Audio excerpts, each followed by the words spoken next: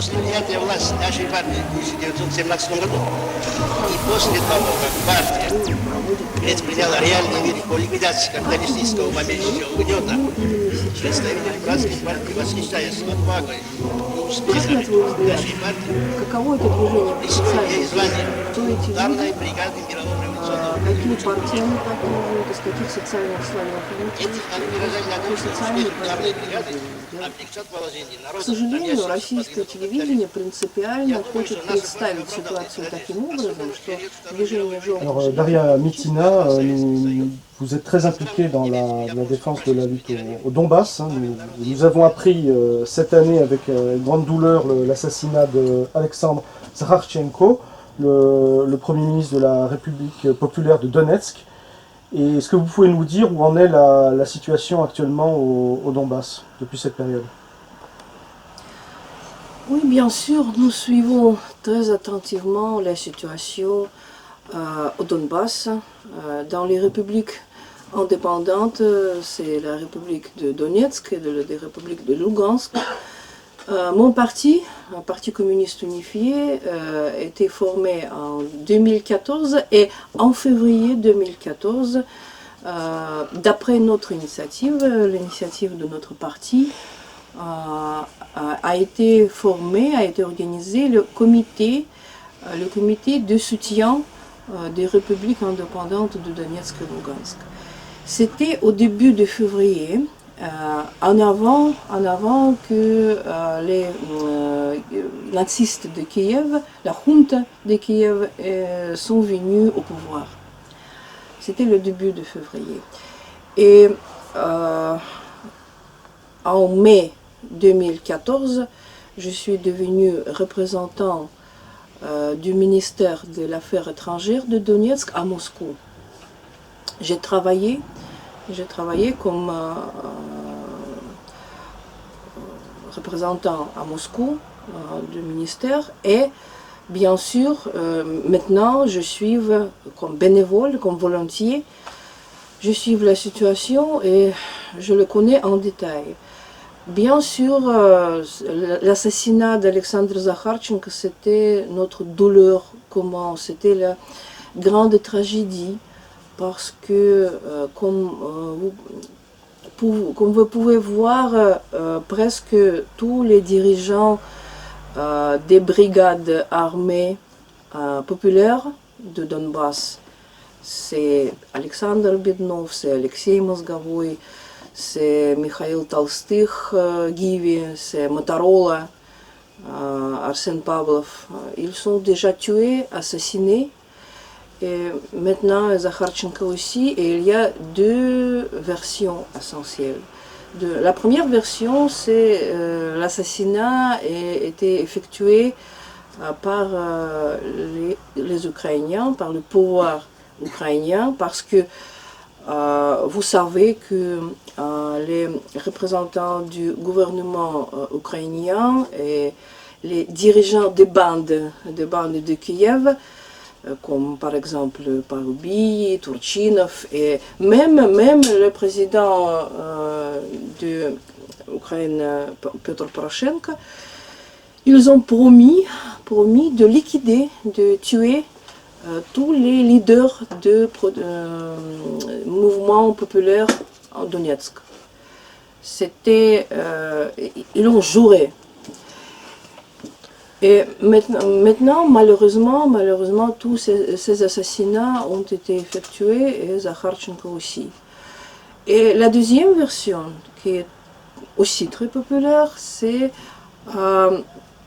la version c'est le pouvoir russe qui est coupable. Parce que Alexandre Zakharchenko était un leader très populaire. Et il tâchait d'empêcher le pillage de Donetsk, la privatisation de plusieurs entreprises populaires.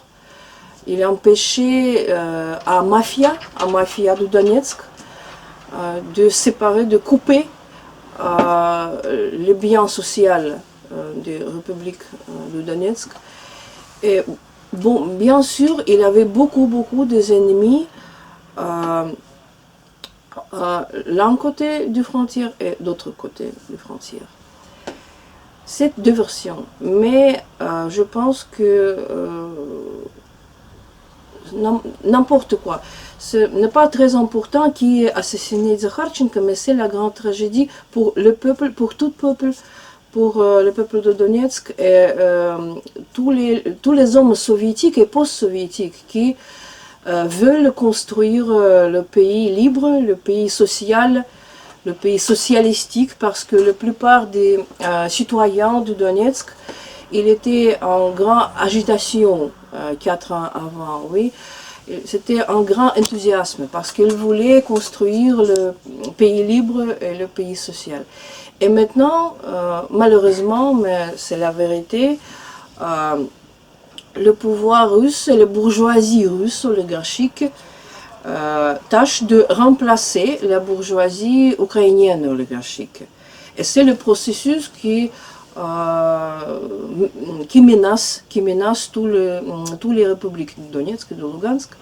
C'est très triste pour nous, mais nous devons observer, nous devons aider, nous devons soutenir les républiques parce que c'est le soutien pas du gouvernement de ces républiques, pas de, par exemple, Pushilin ou bien Pasechnik ou bien quelqu'un, mais c'est le soutien du mouvement populaire, du mouvement social, en effet. Et c'est pourquoi notre soutien est critique, bien sûr, mais nous soutenons ce mouvement.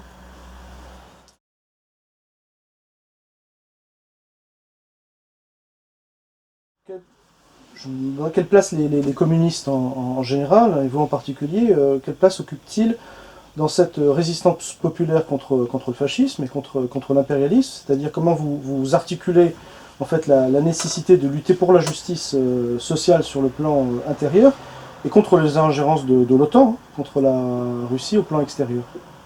Comment vous articulez ça? Dès le premier jour de cette lutte, de ce combat à l'Ukraine de l'Est, le rôle des communistes était énorme, il était très important. Et nous pouvons dire que les communistes étaient, comme toujours bien sûr, dans le premier front de ce mouvement.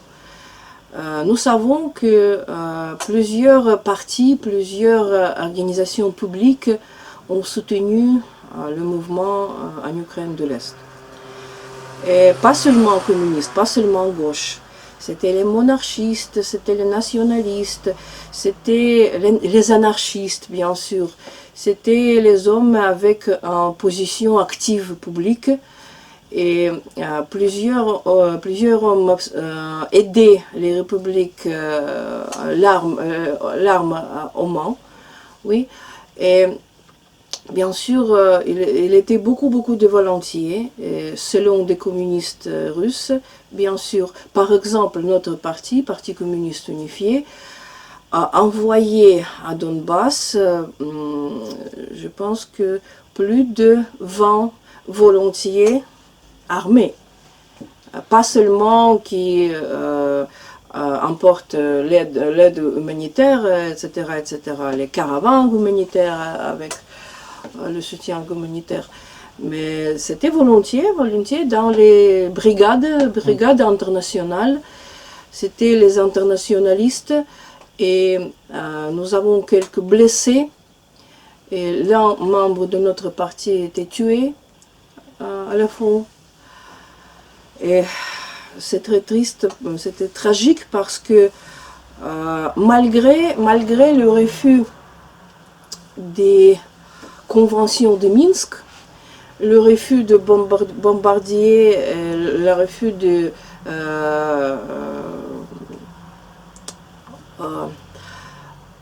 nous voyons que la situation n'est pas tranquille. La situation n'est pas tranquille et chaque jour c'est quelques dizaines de blessés, quelques dizaines de tués.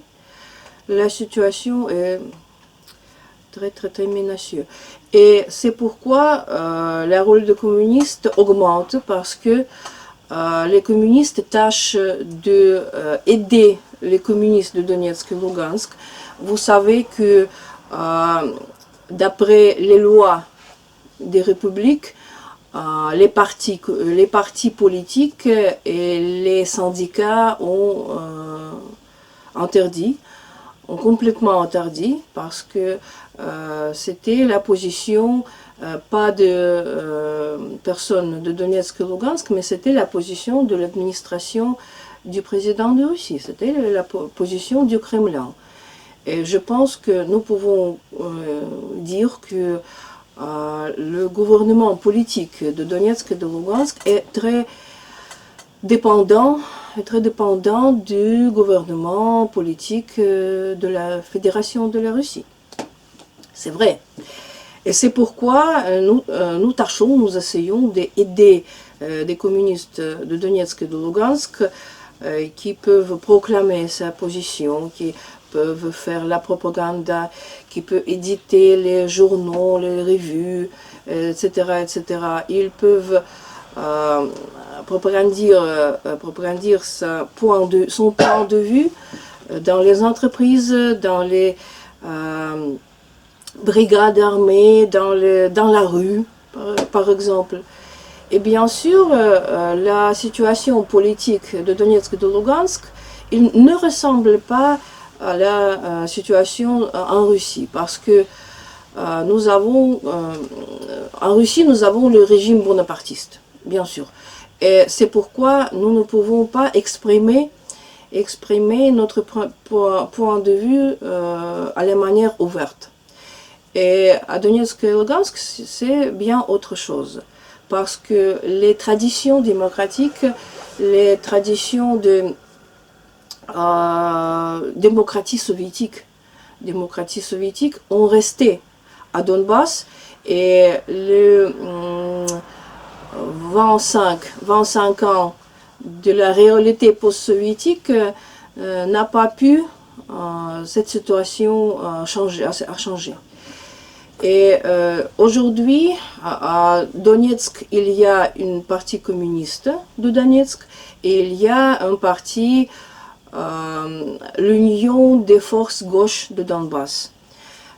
C'est deux organisations les plus fortes de Donetsk. Et à Lugansk, il y a le reste des partis communistes de Lugansk, et il y a quelques groupes de gauche qui aussi tâchent de proclamer son point de vue. Bien sûr, nous avons établi des contacts en 2014, et nous avons nous changeons l'information, nous aidons nos camarades Donetsk et Lugansk, et je pense que la perspective de légalisation des partis communistes de Donetsk et Lugansk, c'est la perspective très proche, parce que c'est l'exigence de temps, c'est l'exigence des citoyens qui veulent vivre la vie politique. Justement, à propos de vie politique, nous avons vu que récemment que les communistes, toutes tendances confondues, ont obtenu d'assez bons résultats aux dernières élections en Russie. Hein, là, nous revenons en Russie. Est-ce que de nouvelles perspectives s'offrent à vous? Comment est-ce que vous voyez la situation dans les prochains mois? Je ne suis pas d'accord avec toi, Émeric, parce que je pense que les résultats électoraux, et pas seulement électoraux, des communistes de la Russie aujourd'hui, ce sont les résultats très modestes. Parce que le mouvement communiste en Russie est très séparé. Nous avons quatre grands partis communistes. C'est KPRF de Zyuganov, c'est le parti parlementaire. Malheureusement, c'est le parti qui est devenu le parti du système politique.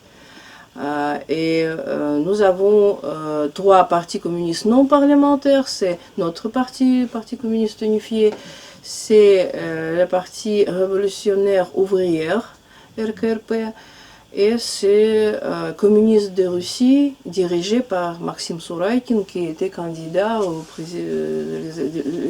élections présidentielles. Et malheureusement, d'après les lois de la Fédération de Russie, la vie politique pour les partis sans registration juridique est presque interdite.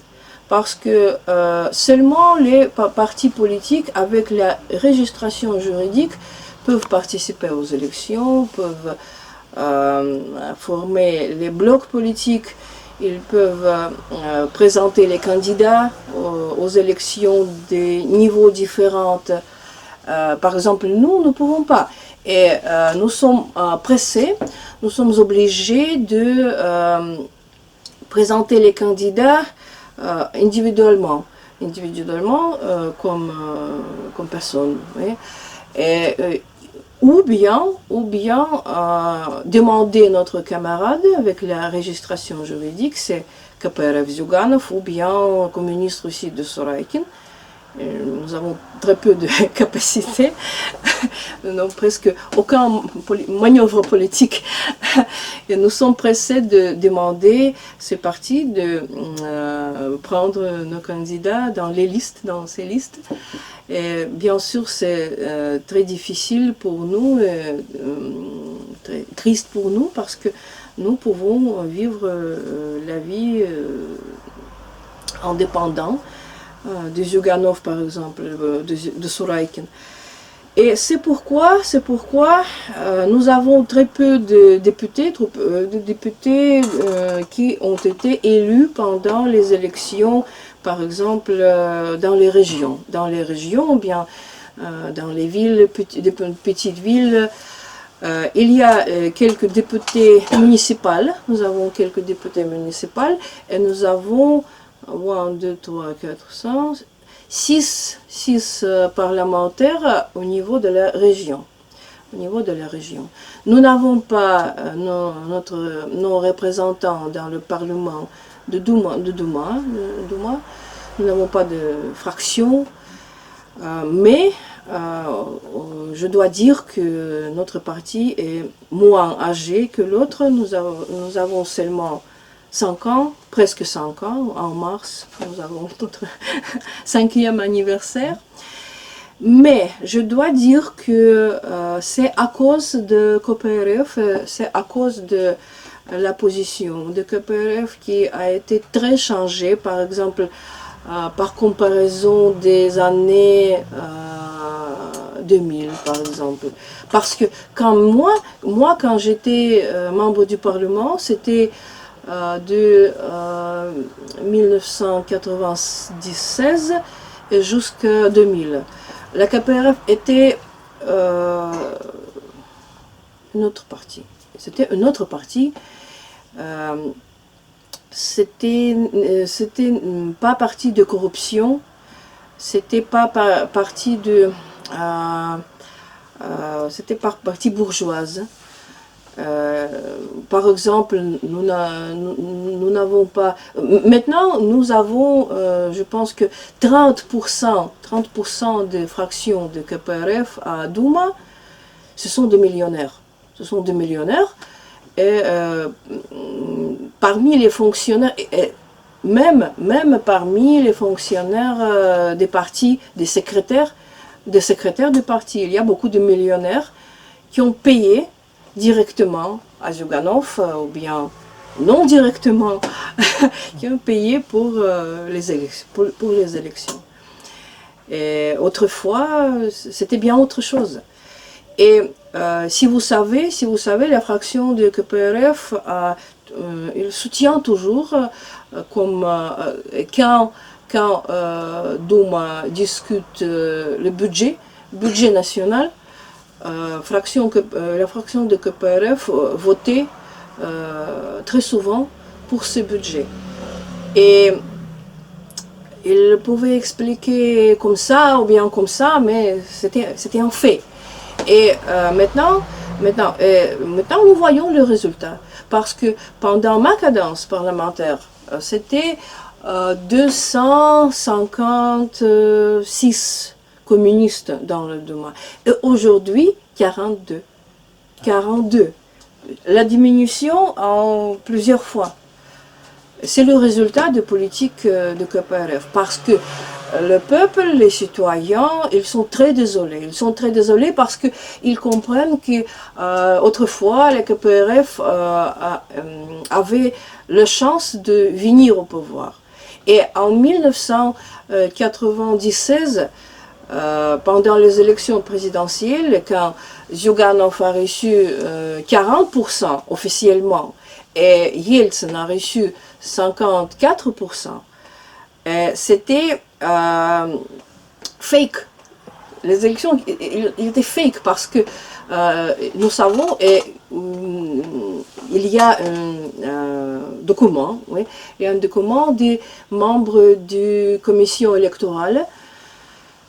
Zyuganov a gagné le premier tour et il a gagné le deuxième tour. Mais à 2 heures de la nuit, quand compter les voix des citoyens, il a téléphoné à Yeltsin à 2 heures de la nuit et elle a célébré, il lui a célébré comme nouveau président. Oui, elle a félicité comme nouveau président. Et c'était la trahison des intérêts des ouvrières, c'était la trahison des intérêts des paysannes, des travailleurs en général. Et je pense que c'est la cause principale pourquoi aujourd'hui le KPRF est devenu opportuniste, pourquoi elle est devenue comme ça. Et malheureusement, le mouvement communiste est maintenant à la phase très basse. Et le mouvement ouvrier aussi. C'est à cause de déprolétarisation, déindustrialisation qui effectue notre pouvoir, notre gouvernement. Par exemple, vous pouvez voir vous-même, autrefois, chaque année, il était, je pense que quelques milliers de grèves à l'entreprise différentes, quelques milliers. Et maintenant, c'est la statistique officielle. L'année passée, en 2018, c'était seulement 81 grèves. Vous pouvez compter parce que la Russie est divisée par 85 régions. Cela veut dire moins que dans chaque région, il était en grève. C'était la dégradation. C'est la dégradation totale. Mais j'espère qu'après chaque phase de dégradation, suit la phase de progrès. Et je suis optimiste. Et nous essayons de faire tout ce que nous pouvons pour ça devenir